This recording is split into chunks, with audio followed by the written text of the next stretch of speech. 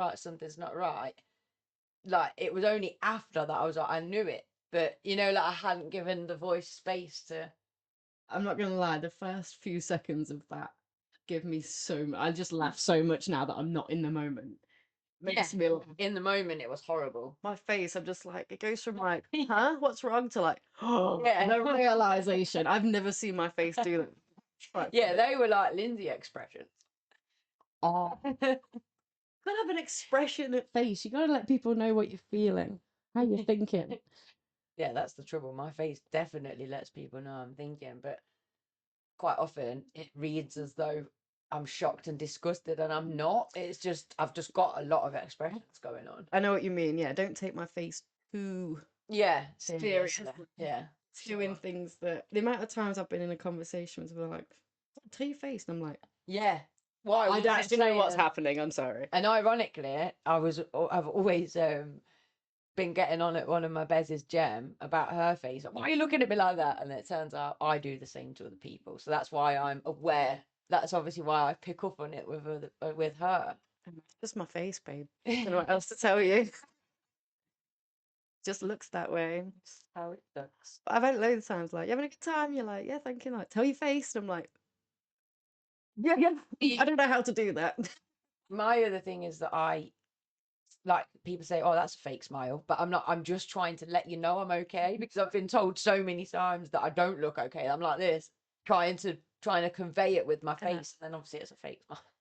Yeah, this you often feel like an alien in this world. I know I do. And that comes in with fitting in with other people's facial expressions. What's the right amount of eye contact? Oh, What's the right amount of smiling? Like when you pass someone in the street, I do. You know, when you go to another country and everyone is, oh, you know, Spain, hola, hello. Yeah, everyone's so, you try and do it here and you're like, I say hello to people, and they honestly look like they want to run away. it's terrifying. And you do it to one person, the one person that's like, yeah, I'm not doing it again. That is the end of that. I'm not doing it again. I have to go on holiday all over again to remember that people are like this outside this country, just so that I can be remembered.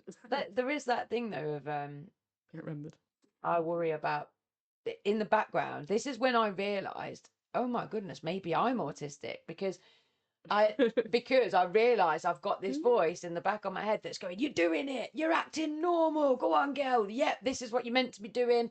And it's like I'll congratulate myself for having a bit of small talk in a shop and being like, "Oh yeah, you boss that. Everyone thinks you're totally normal." And then I'm Getting away with it.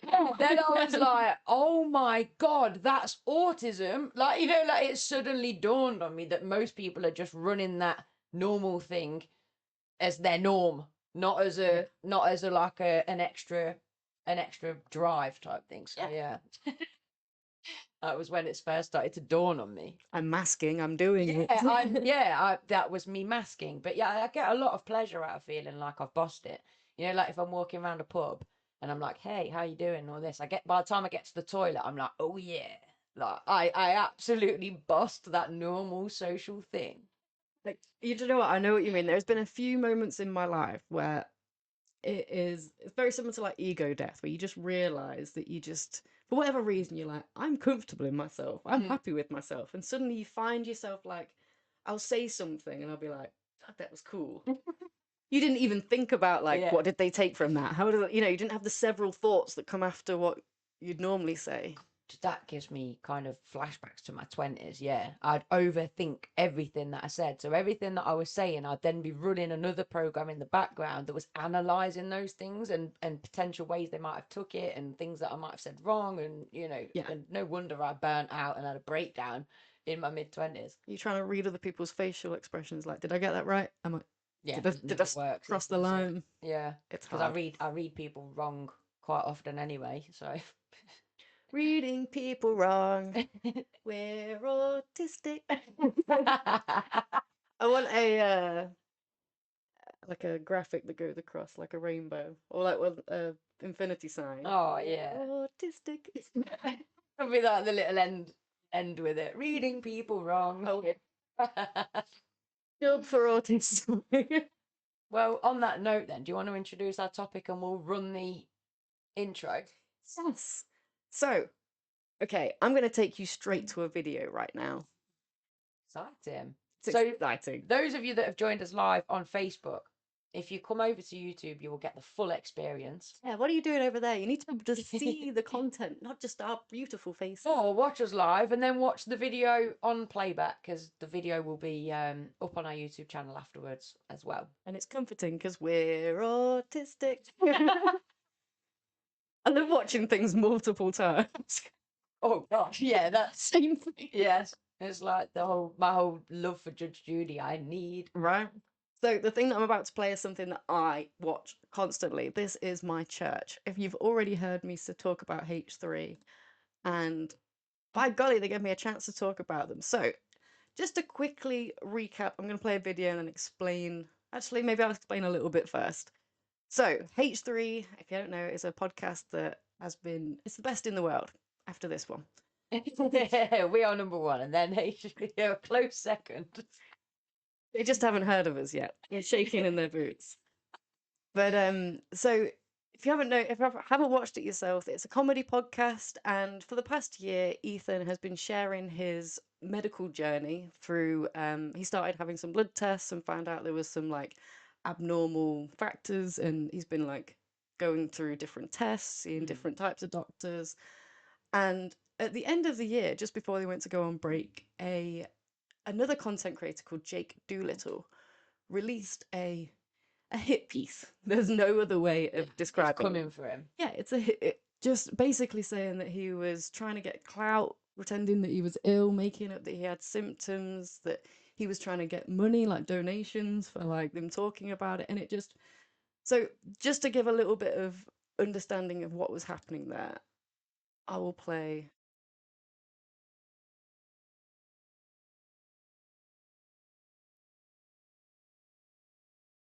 Oh, and this is literally just a short from their like I think it was like a 4-hour episode of them replying to this piece because they'd gone on the Christmas holidays and they were coming back at it. And Ethan was like, you can see he looks genuinely hurt, doesn't he? Like, why is he even saying this? it's just like he says many times. There's many things you can go to this man for, or pull him up on. I've been called out for a lot of things he said, didn't he? It's like, but this is the worst.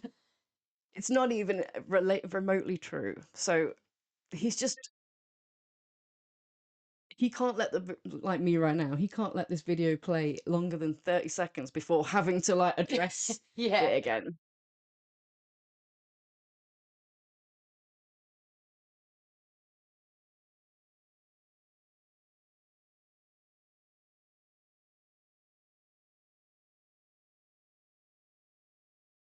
Some context. He, through his test results, was coming to the idea, this idea of lupus kept coming back round. And there's certain things that were elevated, certain results that he'd get back. And this lupus or a few other things, leukemia, cancer, these things that are related to the results that he was getting were going through his mind, and he was talking about it. But at the same time, he runs a comedy podcast, and he was dealing with this kind of worry and fear with humor, which is how a lot of us get through anything traumatic, isn't it? Make a joke out of it. 100%. And it just rubbed this Jake Doolittle, I think, the wrong way.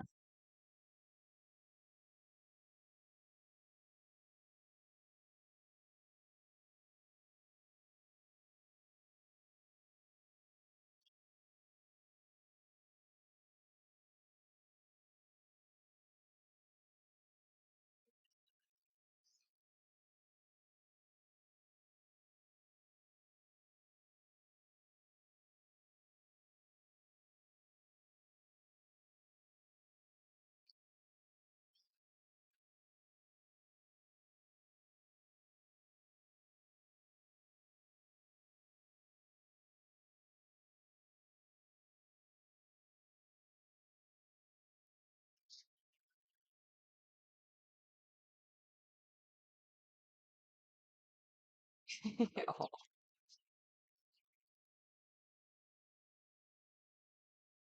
Why is he doing that? Exactly. So just to give a little bit of context to our viewers, this would be like somebody getting a bee in the bonnet that me and Steph talk about ADHD and autism, and we're trying to raise awareness of it by using our own experiences and saying these girls are not autistic or ADHD. We have sent in clips to a trained psychotherapist that's saying this, that, and the other. It's that similar kind of vibe. It is mental. There's so much wrong with that. Like Ethan says, the gatekeeping. I've asked a doctor of any doctor that gives you advice about not you. Yeah. That is a red flag. Stay away from doctors who want to give you advice via people. That's not a thing. Any respectable doctor would say, well, it could be this. However, without being their doctor, I really wouldn't want to speculate. Yeah. And without being able to ask them these specific questions and do these certain tests. And, you know, because this is the trouble with putting your symptoms into Google, isn't it? That you're probably dying of cancer if you do that. Yeah, that's going to scare you, right? Yeah. Definitely. But what Ethan did was every time he got a test result, he would release his results online to show people, like, this is what I'm going through. Panicking as well, so he shares his whole life on the internet, and there's no reason why this would be any different. And for this other guy person that also has Google to be telling someone that you either do or don't have something that you're currently working through with a medical professional, you don't need this guy's input. It's very hypocritical, isn't it? It's really, yes, it's exactly hypocritical. He's like, you're claiming to have lupus, blah blah blah, you're going through this, very much ignoring the fact that he is experiencing a level of health anxiety while dealing with this process, which in itself is debilitating. He could have actually been more productive, couldn't he? And said, you know, I want to help this guy work out what it is 100%. instead of attacking him.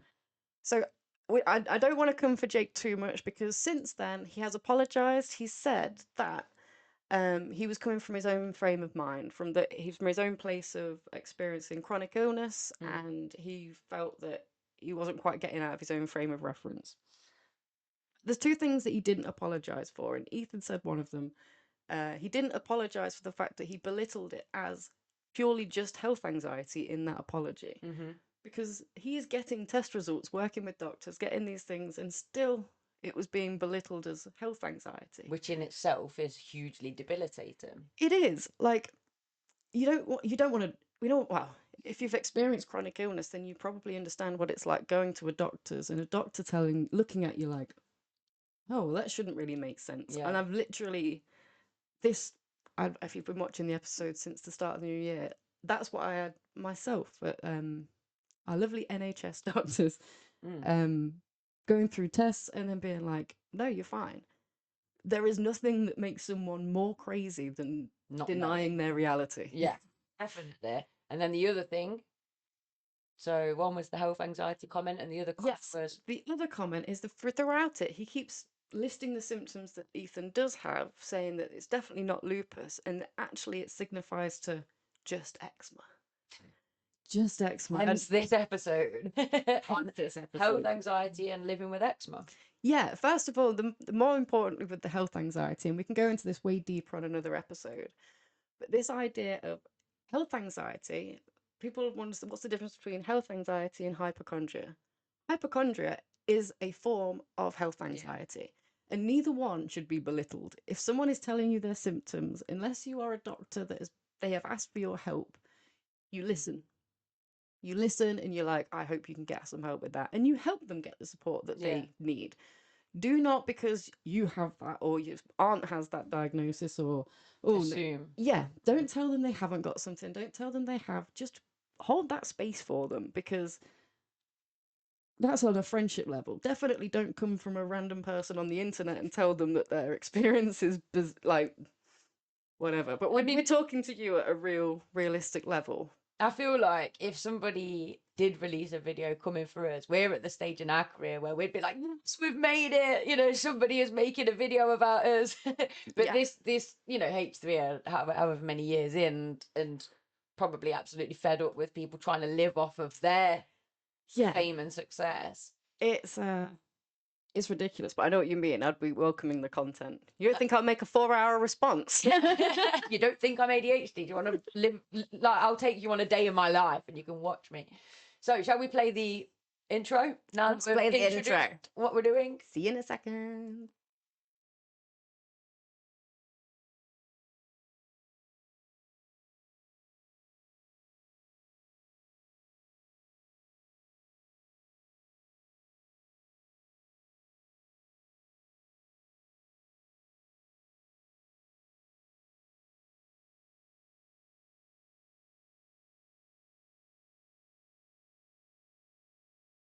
Hello, We are back. we're back.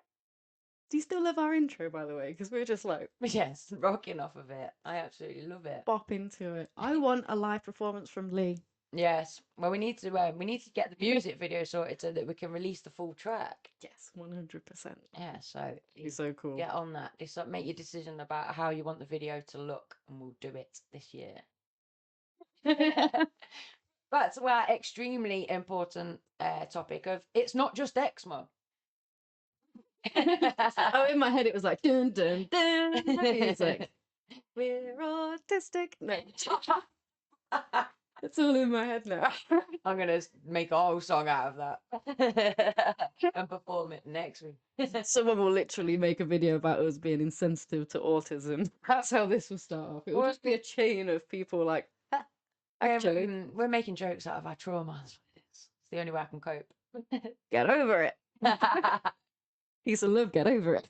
Yeah, indeed. So, eczema then. You have lived with eczema all your life. I had psoriasis as a child, as a teen, and then as an adult, I just get breakouts now. I don't have it as a consistent Right. issue. So when you've been to the doctors for yours, what treatment has been on offer to you? It was just consistently the cream, this cream, that cream, the other cream, basically one cream after another that if it ever did work, it only ever worked for a short period of time before it stopped working. And then the one thing I do remember is this horrible, horrible liquid stuff that was put in my drink that put me off orange cordial for a long, long time. I do drink orange cordial again now, but oh, it was just vile. And That's interesting. I know, yeah, God knows what it was, but I remember at the time them being like, oh, we've got this new thing, it's a liquid thing, blah, blah, blah. She has to drink it. And me and my mum were so like, oh, hopefully it's going to be the treatment, the answer that we're looking for. Because I think for my mum watching me go through it, it was just, she just didn't want me to have, I had so many hang ups. It was like my confidence. It was mainly my confidence that was the problem rather than any itching or anything like that. It was more just how it looked. And obviously, 100%. how brutal kids are. If there's anything that's slightly different about your body to the norm, then they're going to pick up on it. They're going to point it out. Oh, God, yeah. It.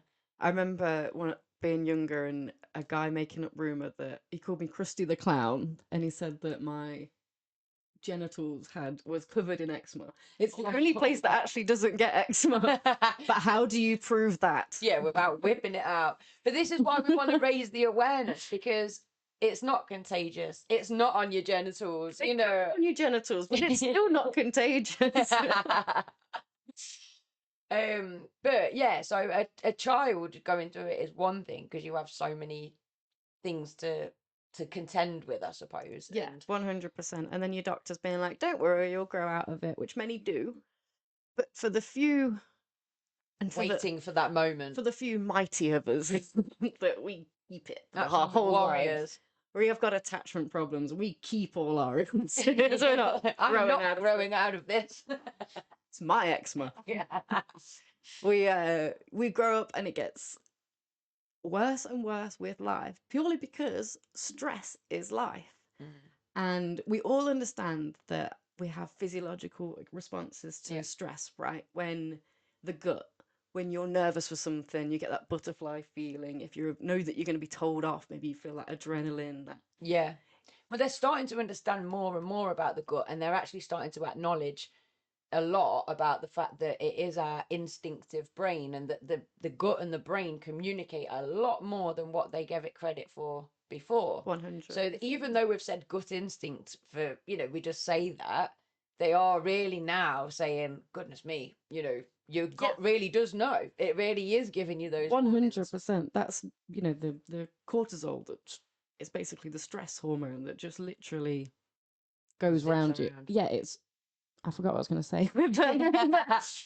But the gut instinct and the fact that eczema definitely can be triggered by stress, but also by is there a link between eczema and the microbiomes or whatever they're called in your body? Yeah, so eczema meaning the atopic dermatitis, if you've heard that. Atopic basically means that you become inflamed, but not necessarily from the thing that comes in contact with the allergen or pathogen. Oh, okay. So I could eat something and it would break my skin out.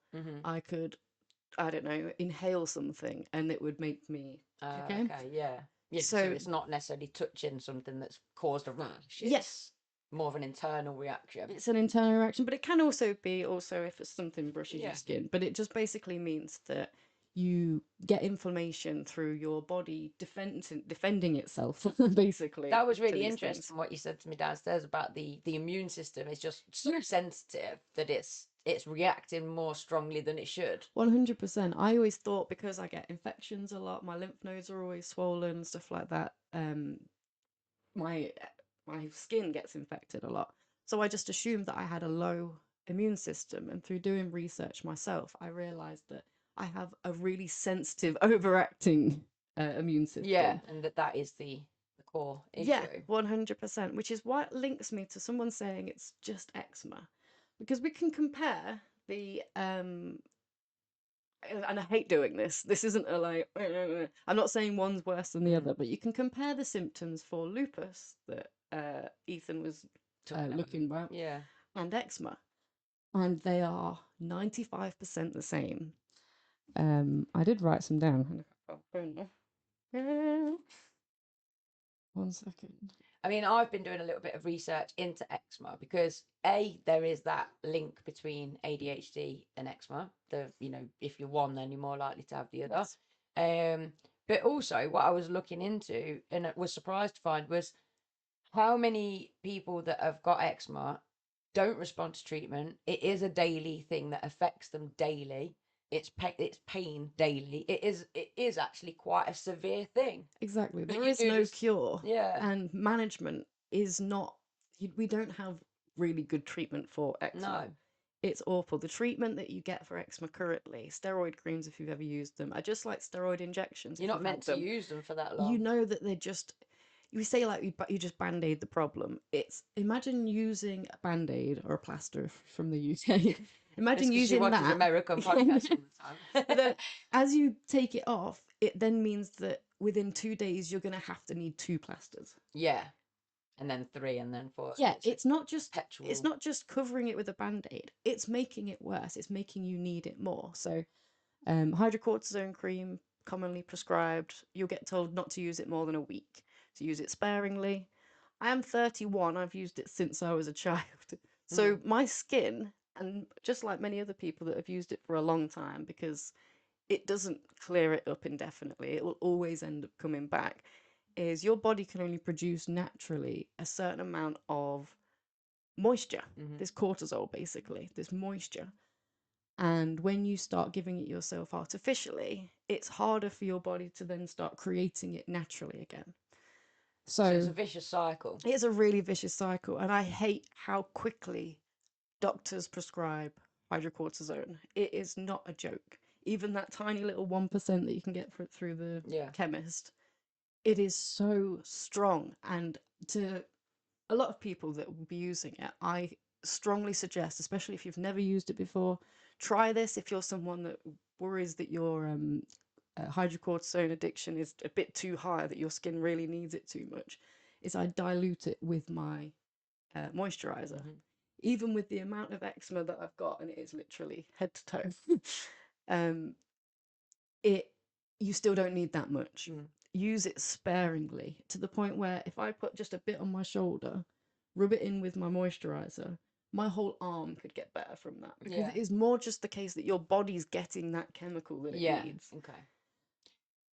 Sorry, I wanted to compare lupus. Again, this is a stupid thing, but it's more because people perhaps hear lupus and take that as, oh wow, that's really serious. Hear eczema and just go, oh, it's just eczema. That's what you're getting. That's what it's not that you're trying to say it's like I'm in a competition here. It's more that we want people to understand that you're not, we get it. We get how life-changing it can be. I'm not coming for the lupus community. No, not at all. Peace and love to all of you. Wouldn't want to swap my eczema for lupus. 100% not saying that. But the symptoms, so joint and muscle pain, as we know, it is an autoimmune disease which affects it's a vitamin B12 deficiency, I believe, meaning that your skin and your muscles and your joints respond to not only the sun, but like anything, stress, weather change. 100%. Extreme tiredness that will not go away no matter how much you rest. Trying to sleep when you are itchy, I wouldn't wish that upon my worst enemy. You've heard of like Chinese water torture, right? Where it's just like slight little things over and over again that will break you. I feel like I've had 31 years of that. Yeah. And trying to get to sleep sucks. And then once you do get to sleep, you wake up because you've just sweated into like all the covers around you, and it starts the cycle off all over again of don't itch. Yeah. If I do itch, then I'm going to be itching continuously, as and soon as I start itching, it is just it's over for game me. over. So for lupus, rashes often on the nose and the cheeks. We've seen the butterfly rash that people with lupus get. Check, but just all over my body. Headaches, check. I don't know if they're related, but again, autoimmune disease, deficiencies, headaches, yes. Mouth sores, yes. High temperature, constantly get fevers because my skin is open and I get staph infections. Again, when I'm saying me, I am representing the eczema community when I say that. I'm just like, me. No, and I think this is really important because 1 in 10 people have got eczema, and yet where's the representation? So, this is why we're doing it. We're raising awareness, we're representing. Winnie Harlow, I am here for eczema. Yeah. Hair loss, check. I don't know if you've seen the side of my head, but she's bald. Sensitivity to light, like I said, I can go in the sun for... You were asking me earlier, weren't you? Were you better in the sun? Yeah, because rather than the sun used to be a really good for my psoriasis. It'd always clear up in the summer, and even now, if I ever break out on my head, in my hair, then I know that in the summer it's going to be better. Yeah, and it is. That's that vitamins that you get from the sun. It's so good, especially pale little me. All I need is 15 minutes, and my skin's 10 times better. Any more than that, I'll get rashy. I'll get heat. I'll get itchy. Yeah. I start to sweat, and that is one of my triggers. We were looking at I was looking at, sorry, I'm sure you've come across it yourself, the ways that the NHS and common advice that you get as people with eczema, what you get to manage your eczema. And the list is just insane. There's so many things like avoid certain foods and avoid foods. I did make a list. Where did I put it? I made so many lists. I promise you they're important. One of the things that we were saying as well is that we kind of get the impression that doctors and nurses, the ones, I'm sure people are doing a great job, but it's almost like they can't bring themselves just to say, sorry, there's nothing we can do. Yeah. So it is a case of try this, try that. Have you tried this? Have you tried that? And actually what we're doing by doing that is just making the problem worse. Yeah, instantly chucking hydrocortisone at someone rather than trying to understand what is the allergen, what is the pathogen that you are reacting to, how do we minimize that? And it's not always possible. Like, say it's your beloved family dog, you can't just necessarily get rid of the family dog. And sometimes the fact you're stressing about your skin is what's making it worse. Exactly. So it comes back to it being that vicious cycle. 100%. So psychodermatology is a branch of dermatology which focuses on the psychological and psychosocial impacts of living with chronic disorders. And I studied this for my dissertation, and I learned so many cool things about this, even though I was doing a eczema trial at the same time, so I couldn't use my creams. So I was living my eczema and writing about my eczema. It was very hardcore eczema time of my life, but I learned some cool stuff. The physical aspects of eczema always get brought up when you're in your doctors. Like I said, when you got offered creams, you got offered this solutions. Were you ever asked how your skin makes you feel? No. And that is the thing. The stress that my mum was feeling about it would have been knowing that I was getting so upset in swimming and PE, and the times when kids were seeing it going, ew, what's that? Ew, is it contagious? Ew, those reactions were bothering me more than 100%. The psoriasis itself. My mum used to, because she was worried that I wasn't putting my cream on because it wasn't responding to the treatment. She'd be like, almost trying to scare me into being like, no one's going to want to be friends with you. You're not going to get a boyfriend if you don't put your cream on. The shame factor again. Yeah, because she's thinking, if I tell you that, then you're going to want to put your... And I'm putting my cream on. Yeah, it's I not am working. wearing it. That stress is so problematic. And we need to be addressing that in every single person that has skin conditions, in chronic illnesses, all these things that affect your mental health. Because, I can't just have eczema and no one know about it. Yeah. Everyone knows. And Well, didn't you even have a doctor show you how to put cream on? 5 years ago. Yeah, so as an adult, it comes back to that thing again of they just want to look productive. So it's like, right, okay, well, maybe you're not putting your cream on correctly. And then it's like, okay, are you calling me an idiot? You know, because that's how it feels. It really, yeah. Oh, I'm the problem. Oh, I'm the thing. I'm the reason it's not getting better. I'm the, it's just attacking yourself. And what we know on this channel is not to do that. We Yeah. promote that nearly every episode. So some of the common tips given for those with eczema is to stay hydrated. Water is your best friend. Fully agree. Avoid perfumes or scented products. Okay, yeah, fine, I can do that. But how much? Oh, I'm so jealous of people that get to use a Lush bath bombs. They look so fun and they smell Yeah. great. And they've developed like dermatological, whatever it's Yeah, called, yeah. good ones, and they still make me break out. Moisturize 2 to 3 times a day. You got time for that? Because it's not just moisturizing. Then you've got to wait for it to dry to put your clothes back on. Yeah, and even after moisturizing, it doesn't matter if you wait 20 minutes and put your clothes back on, you can still feel it, can't you? It's still sticky. 100%. So yeah, when are you expected to do that when you're at work? And yeah, also I'm not putting cream over old cream. That's how I get infection. So it's not just cream. It's not just letting it dry. I've got to have a shower, then put the cream on, then let it dry, and then get dressed. I got enough time in the day, dude. I've got ADHD here. Time already goes like yeah, and being forgetful. And sensory issues. Yep. Avoid quick changes in temperature. So I don't know if you've ever been outside, then come inside. Don't do that. Yeah, what are you meant to do? No. Slow. Stay there. Stay there. You can put a toe in at a time. And also, the way the weather's been, we've gone from like -4 to 11 degrees on one day to the next. Yeah. Imagine being out in the cold and being like, I can't wait to get into my warm hat. Oh, wait. Let's wait out here for a bit. I'll sit in the car for a bit. I'll slowly warm myself. Yeah, it's not realistic.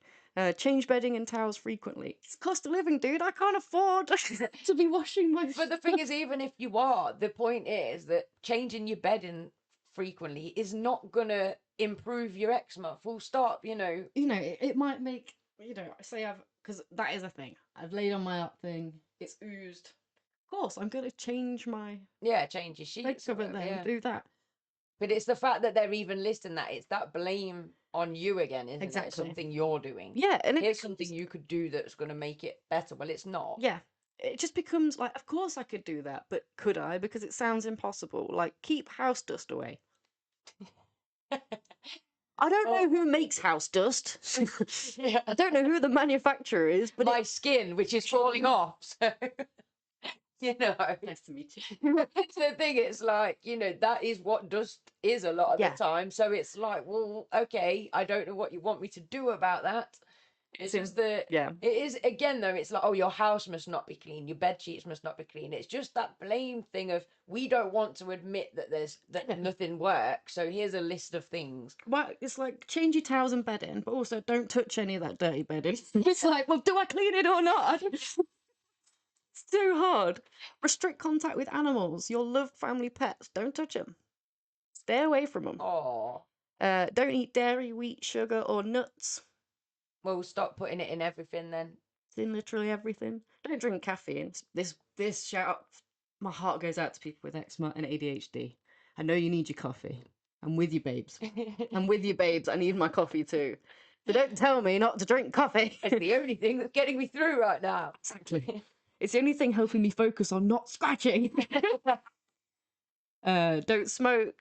It's an obvious one. It's a genuine health rule, though, isn't it? Don't smoke. Generally, yeah. It helps you to heal quicker. Keep nails short. Okay, fine. Tap skin instead of scratching. That one makes me laugh so hard. Yeah, exactly. I end up like BDSM myself. It's yeah, I can't stand that. And don't put topical creams on broken skin. One that I only recently learned is that your eczema cream, your hydrocortisone, your do not put that on broken skin. You will get an infection. But eczema is broken skin, so what are you putting it on? That is just bizarre in itself. That's where we're at. Again, we do want to give hopefully some valuable and practical tips throughout there. And I actually do have some. Yeah, and but when I've been talking to my students about eczema, a lot of whom do struggle with it, they've said that their parents sometimes, don't believe them when they're saying, "Ow, it hurts," I'm putting this cream on and it hurts. So this is why we're raising the awareness. I've got sensitive skin. Like the idea of I watch someone like spray something on their skin, or like, oh, what's a common one? I'm always like, how do you do that? Like sun cream. In like a lemon, Oh, okay. or like, and I'm just like, one little like squirts out to a bit of my chin. I'd be like, Yeah, rest of the day. banging. Just stings. Yeah, everything. It's so sore, and just that cream moisturizer. It doesn't have to be perfume like that list said. Just your normal prescribed moisturizer. Putting that on inflamed skin hurts anyway. Yeah. It feels like you've been chucked a load of acid on you. You just got to deal with it. And I was saying to you, I spend about 15 minutes after my bath just trying not to scratch and trying not to just cry. And the amount of times you'll hear me just like trying to get through to it. And it sucks. But like, what else was some of the things that your student, was hoping that people would know? One of the big things was that it's not contagious, because that she said it didn't bother her too much, people kind of pointing it out and stuff, which I thought, for a teenage girl, that in itself is an achievement, because when I was a teenage girl and people were pointing out my psoriasis, I used to hate it. But she said it's the more is it contagious? If people recognized it as, oh, that person's got eczema, and they know it's not contagious, there's no need to point it out, and hence the raising awareness thing, because then you can just be compassionate and see somebody's skin and know that it's eczema skin, and not have to A, go, oh, what's that? And B, the fear of, can I catch it, is usually what people are. They're not meaning to be rude, but in the back of their mind, they're like, oh my God, I don't want to catch that. Yeah, definitely. And I don't think there's anyone with eczema that if you were just like, what is that? That they wouldn't happily explain it to you. But when you approach with that, oh, what's that? Or, oh, that looks so sore. It's like, I don't need sympathy. Like, it's just, I'm trying to get over it right now. I'm trying not to think about it. I'm trying to not itch. I'm just talking about it. I mean, talking about doing this episode. Yeah, early, both of us, weren't we, like...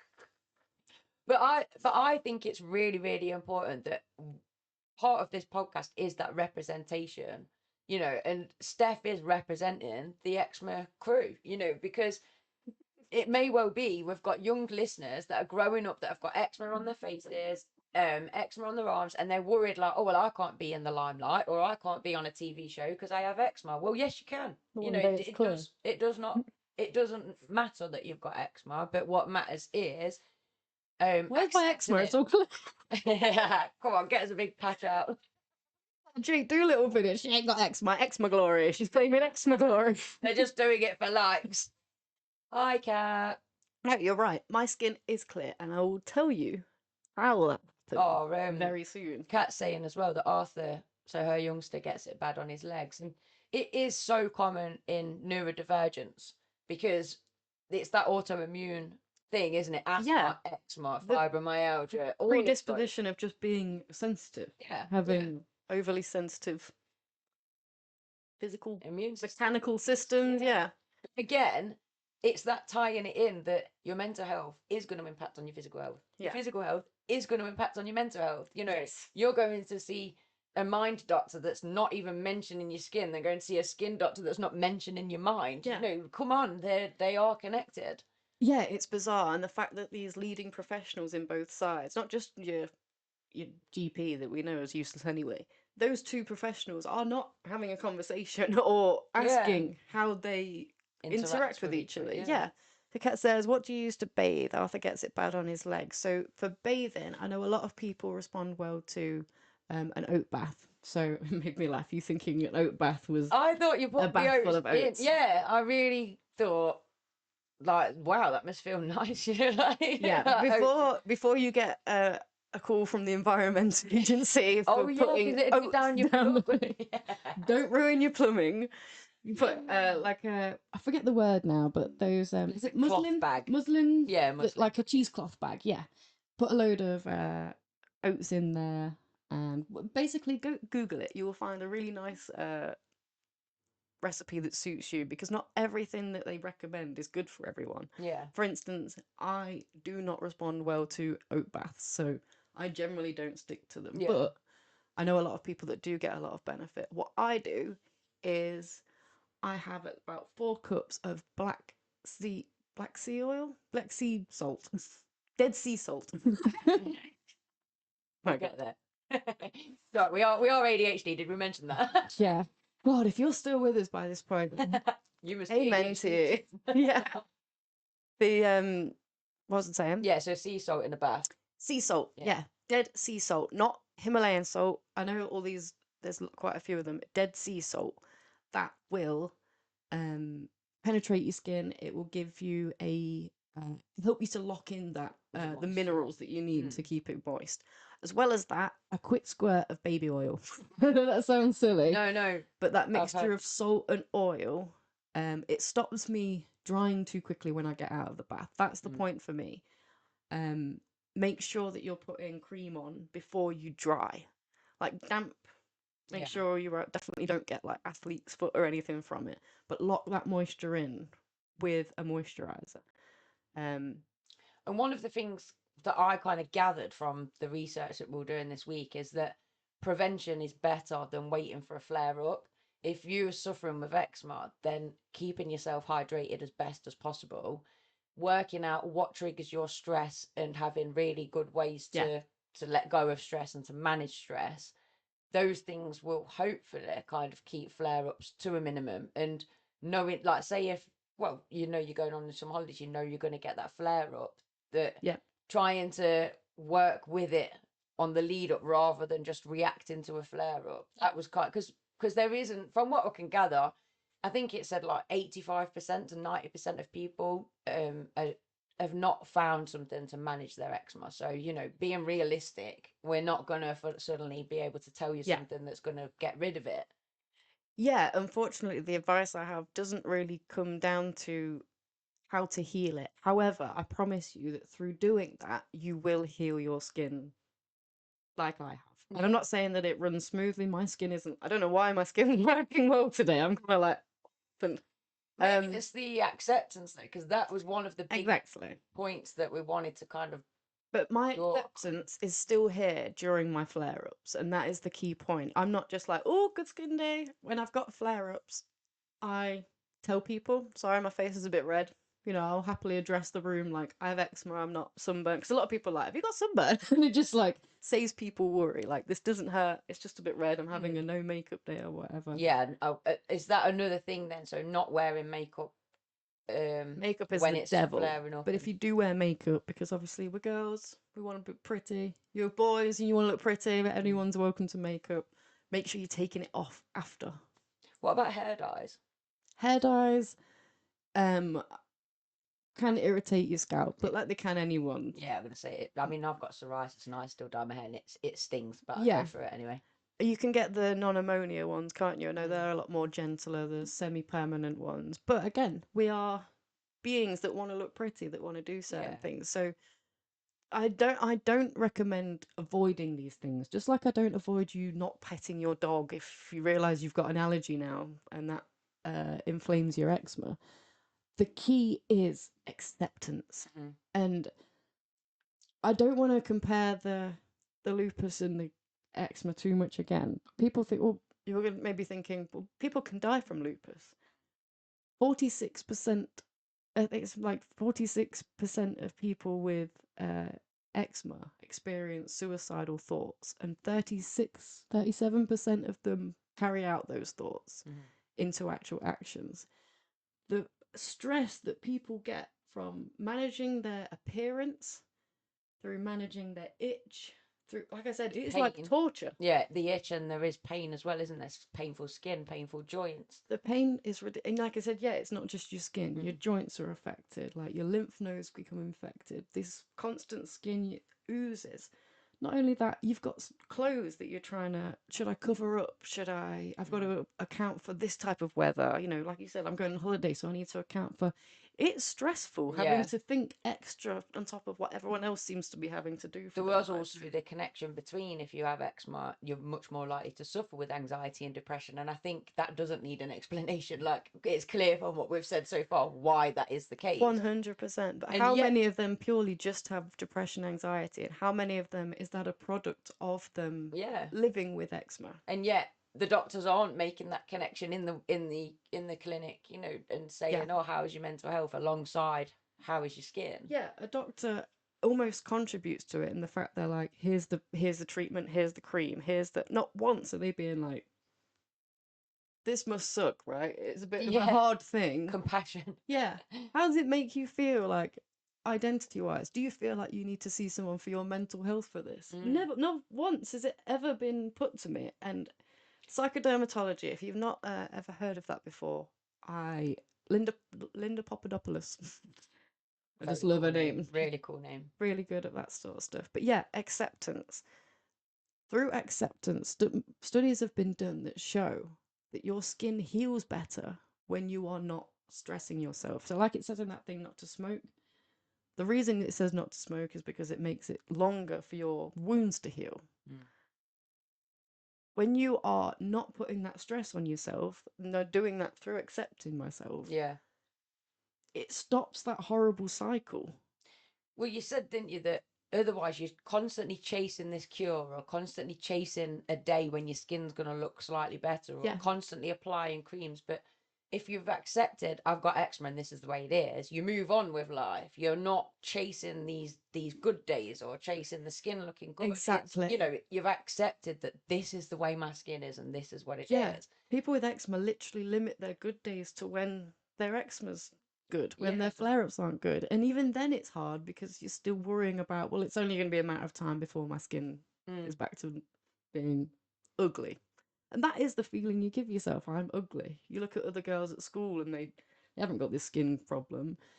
And you're like, how am I ever going to be with a boy that wants to be with me? Or and honestly, if there's anyone young watching right now that's worried, like, how will I ever get a boyfriend? All my boyfriends have been banging. There's not been worried one little bit about your eczema, you know, it's just part and parcel of you. And the other thing is with the acceptance, I was saying to Steph earlier, that if you hadn't got eczema, you trust me, there'll be something else that you focus on and that you know that you absolutely wish you could change. So, you know, when I had my psoriasis flare-ups when I was younger, I'd look at other girls and think, oh my god, to have smooth skin, you know, without those patches, it'd be amazing, and then everything would be fine, and blah blah blah. My psoriasis sorted itself out in my teens, and then I had other issues. You know, I've got a mustache, I'm hairy, blah blah blah. Right. You're always gonna find something that knocks on your own self-esteem. So it is all about just building your self-esteem and accepting that, yeah, you might have eczema, but you haven't got a third nipple, or you know, whatever it is that Tracy down the road's worried about. You know, it is that kind of compassion for yourself, 100%. And that's what highlights that psychosocial aspect of the othering, that people, the impact that society can have on you, this unrealistic beauty standards that we set for ourselves. I mean, like, you can look at there's adverts for eczema cream now, atopic creams. You look at it, not one woman in the advert has eczema. She has soft skin and wipes it over soft skin and she's all good and goes off. And you're like, that in itself is so frustrating and annoying. So you're not actually even, because I'm not even represented in the advert for you, because that is half of the problem that we're trying to combat with this podcast and the platform, is that lack of representation for minorities, and that it's the same people that are in the spotlight and the same standards.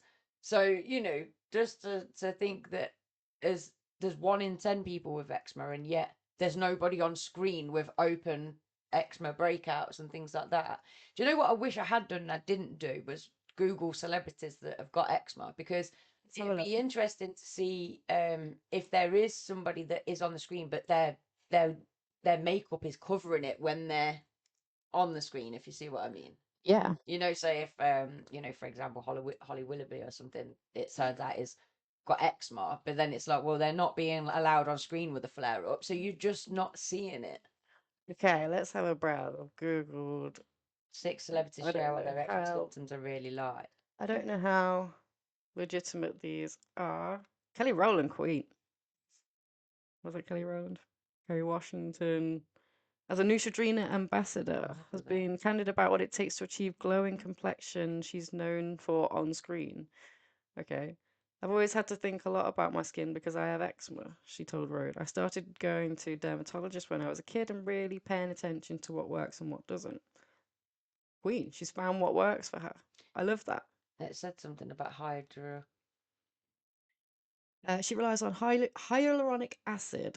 Beautiful. What hyaluronic acid does is draws the moisture from the environment around you and blocks it into your skin. Oh, right. Okay. It's beautiful. If you haven't got that in your skincare routine, I strongly recommend it. Gentle serums, lotions, moisturizers. I can't use a serum. Again, it's something that just causes me to break out. I think this one thing I am learning about everything, in fact, is it's this awareness of all the tools, and then you've got that responsibility to kind of work through them and find your toolkit that works for you. Yes. And it's going to be your own set of things that 100%. And I think the problem with looking at celebrities is you're gonna look, You're going to see all the these. good photo as well, aren't you? Keep her stress low. Keep her stress low. Yeah, but I'm sure as Kerry Washington, I'm sure she's got stress. yeah, but we've got different stresses having to go to work and Got working class stress. Yeah, exactly. The whole working thing in itself is an issue. Jessica Simpson, I remember she used to have those adverts for the skincare, didn't she? In between, like, it was like when the programs would finish, her like advert would come on. I can't remember what it was now, but I thought it was more acne and blemishes that she said. What is it on your arm? People would ask her. Oh, it's the weather. It's Texas. It's a heat rash. You do that. Yeah, well, yeah. Own Don't it. make excuses. That's Own it. eczema. It's eczema, and it's fine. Oh, did you ever watch Sister Sister? I've heard.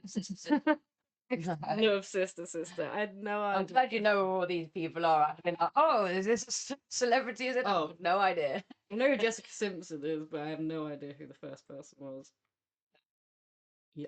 Oh my gal, Kelly Rowland. Yeah, I know. Didn't experience an eczema flare up until after she welcomed her first child, Titan. Rashes now tend to pop up on her face, back, knees, and elbows.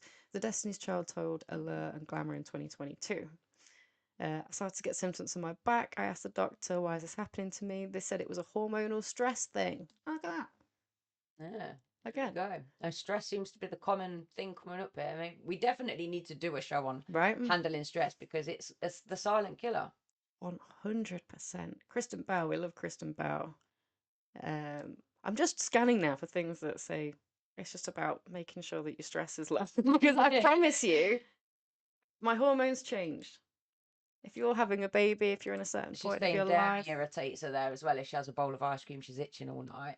So this again could be something that you can perhaps try. Is really be aware of if there's certain food that irritates it. 100%. And while I appreciate all these girls' efforts, I'm not seeing any examples of them with that is my point. That when we lack that representation as young people growing up and not seeing somebody who looks like you on the screens, and not seeing those things, you do, of course you're going to think that you're not lovable, you're not worthy, you're a freak, whatever, because you're not seeing it. Well, I'm not in any there's no Disney princesses like and that is the other thing, isn't it? It's like, you've said before, if you get nervous you start to itch more. 100%. And that is just a reaction that's going to be part and parcel of being an eczema queen. 100%. A ready example, the blueprint of rocking skin conditions, vitiligo. Yeah. Winnie Harlow is a Canadian fashion model and she is beautiful. She is one of the most stunning women on this planet. And she rocks her skin. Yeah. And this is what we need to see more of, is diversity. Yeah. We are such a diverse race, and yet we only see this small proportion that has been deemed as acceptable 100%. or normal. Winnie's done some great things as well. Her own skincare line she's developed for so if you've got darker skin, people of color, you try and use the sun cream that's developed by white people, and it creates this like grey tone on them. But then she wants to be able to use the stuff that will actually protect her, which is the thick white stuff on her white skin. So she's Ah, developed okay. a load of skincare, but also sun protection that Yeah. she can use on both parts of her skin. And she's just developed that because she's like, it'll benefit me. But the amount of people that will benefit from that, Yeah. I had no idea. Well, that is where a lot of these inventions and things come from. I mean, we've developed this platform and podcast because we realized there was nobody representing the positives and the negatives of like, having a different brain kind of thing. It was very much, this is how you're going to struggle. You're not going to be able to do this. You're not going to be able to do that. You're not going to be able to do the other. It's like, okay, fair enough. But what am I going to be able to do? And that's, where the, yeah. You get real good at itching. Do you know what I can do? I don't need someone to put cream on my back. You've worked out a solution. I can touch. Ah, yeah. Very cool. Very, very cool. I And some out, mate. Now I'm good. do you know what that is? Because I can do the same. Because when I was working abroad, obviously I made sure I could do sun cream in the same bit. That is probably because both of us have got hyper flexible joints, which And I don't want it. Another comorbidity of being ADHD is like Ehlers-Danlos syndrome. super bendy, where you overbend. It's Ehlers-Danlos syndrome. Yeah, there is actually a syndrome, isn't there? When it's and they're all linked. The neuroaffirming parent, shout out neuroaffirming parent. She is coming to chat with us during our subathon. Yeah. We've invited her all the way from Georgia, USA. Excellent. So cool. I want to hear her southern accent. And maybe she's not from there, she just lives there. But anyway, she put a post yesterday about a certain type of theory, and I can't remember what it's called now. I will find it real fast. But it basically links all of these things together. And she's just saying, like, guys, if you haven't heard about it, because this is where learn about it. This is what I've been working on for years and years and years, because I've been working in this industry and I'm looking at all these connections.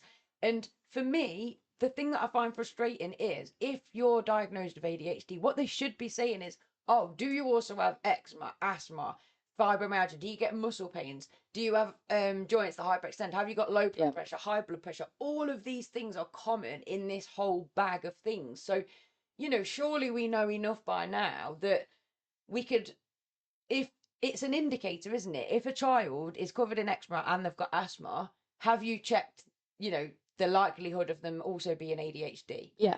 It's just those connectors, like, let's connect the dots instead of seeing them all as separate things. We're stabbing in the dark in different professions. No one's actually like communicating and collaborating to the point that we could make sense of things better. And even since finding certain things out and then knowing I'm more susceptible to muscle pain and joint pain, I take fish oil. I've looked into what foods is good for strengthening my bones, and it's like that prevention thing again, where I'm more likely to get this. So what can I do to kind of make myself the healthiest that I can be in the meantime? Right, yeah. Like that for me is a good way to make a diagnosis a productive, effective thing. It's not about, here's your label, now you can't do that.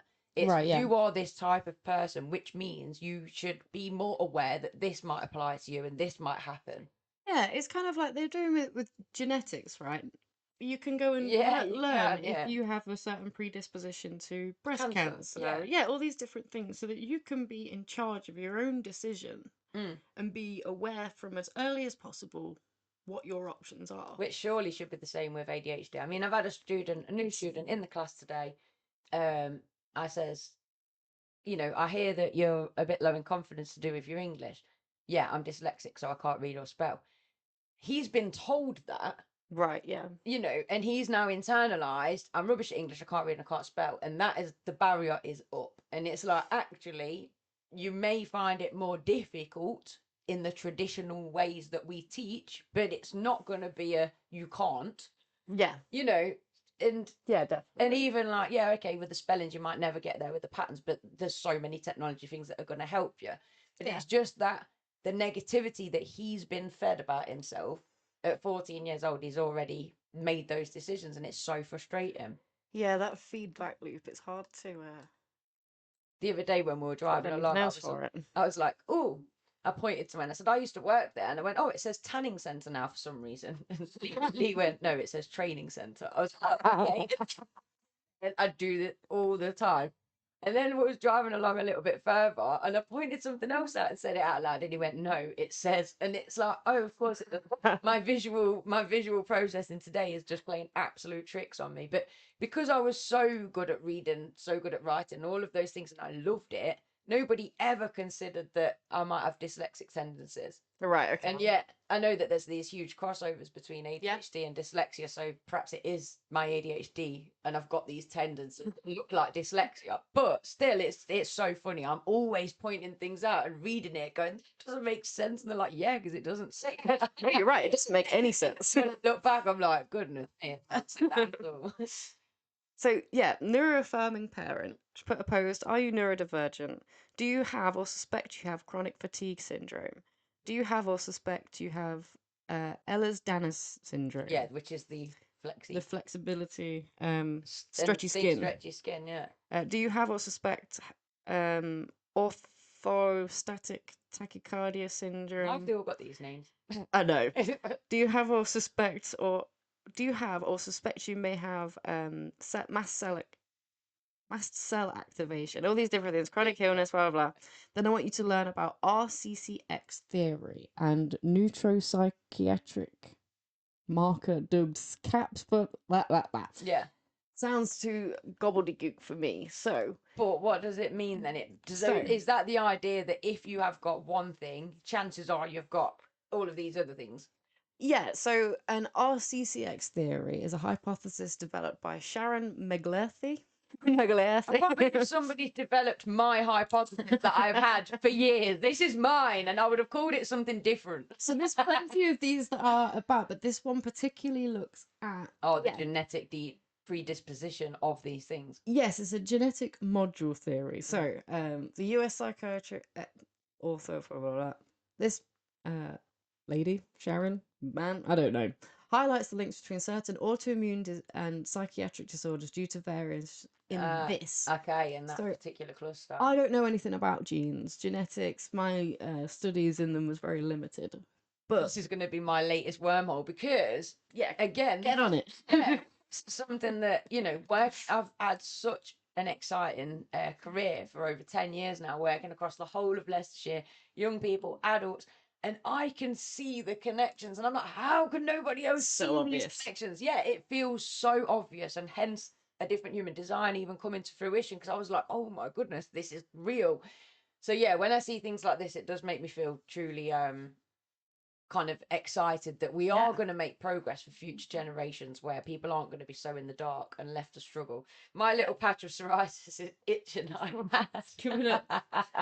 actually feeling quite relaxed. Normally I'm like, and the thing is, it might even be that because you're speaking about it in the sense of like you've not got to worry. It's more when somebody says don't itch that it's like, oh, the camera's on, I can't itch. Like that's going to make you feel like you should, that you want to. It used to make me really embarrassed. Like people would think, have I got like hives, or have I got like cooties, or like fleas, or whatever it is. Exactly. Yeah. And realistically, like, no, I just need to scratch sometimes. And if someone wants to bring it up, they're more than welcome to. I'm happy to educate on the spot.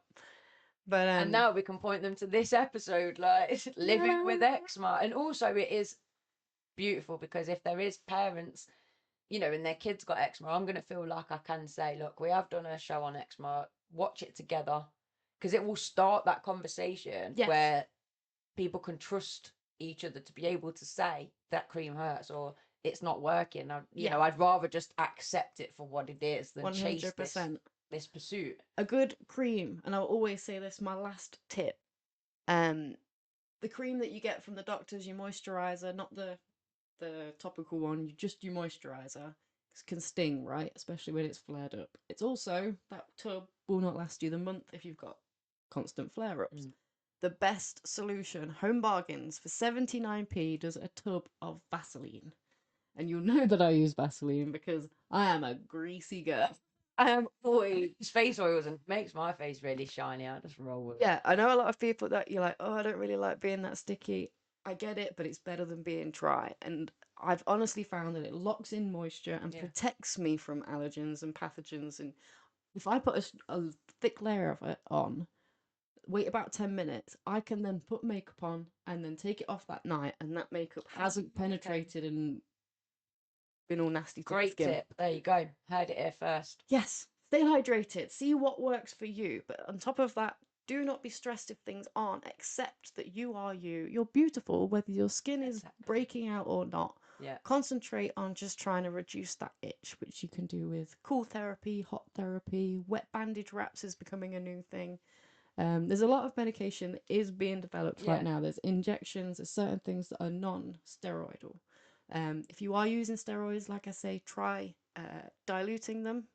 There's people that are paying for top LA doctors to basically do this for them. So just get your own moisturizer, your own tiny little pea's worth, and mix it together and try and get that as much of your body out of that as possible, rather than taking little bits and trying to get each bit specifically. There we go. Other than that, and if you've got tips, drop them in the comments below so that the rest of you head the advice will head. Like you've just bared your soul. Like all of your tips are out there. Want some killer cream that you use that are just like boom. We want to know. Yep. So if like Boots or anyone wants to sponsor, yes, for sure. Home bargains with your Vaseline, get sponsoring us. I'll be the skincare Mrs. Hinch of Home Bargains. You've seen the cleaning aisle. Now we go to the clean. All right. Because we're autistic. I think we've kept these beautiful people long enough. We are making them really need to itch out of this situation. And can I just shout out Luby Lou? It's her birthday tonight, and I'm going to be going home and cooking some dinner for her. So I do definitely need to shout out Lou. Happy birthday to Lou. We love you. Because I can get her birthday dinner cooked. That's so sweet. I love that. Happy birthday, Lou. To anyone else that has a birthday today. Oh yeah, Renee as well. Happy big 4-0 to Renee. Big 4-0 to Renee. I hope you had a great birthday party this weekend. Yeah, and she's on holiday now, so enjoy your holiday. Enjoy your holiday, 100%. Anyone else that's having a holiday or a birthday, I hope you're having the best time. If you've got any questions or advice, or again, like the winning formula, put it down below. Contact us, DM us, and we'll make sure that we get back to you. Yes. Next week's episode, we're going to be looking at how New Year's resolutions are going so far. It's the catch up. So if you saw on 1st of this month, we talked about different resolution book. You've got time to get yours. Order yours. I'll put the link in the description, and we can reflect. Yeah, on how month number 1 has gone. Have you stuck to your resolution so far? And if you've not, don't worry, because we're very close to the lunar calendar starting, so you could start all over again. It's fine. Every time I feel the construct. every time I feel like I've not accomplished something, you tell me something about how the moon didn't really want you to be doing that right now anyway. And it's like, okay, I'm in the right spot. So we'll let you go. See you next week. Yes. Good night. Good night. This is Lindsay. And this is we're a different human design. And this is a different podcast. Good night. Good night. Why is it like this? Instead of hate, it should be love, we invite it. You don't agree, then you're the problem that we're fighting. Open up your mind, stand up, become righteous. Why is it like this? Instead of hate, it should be love, we invite it. You don't agree, then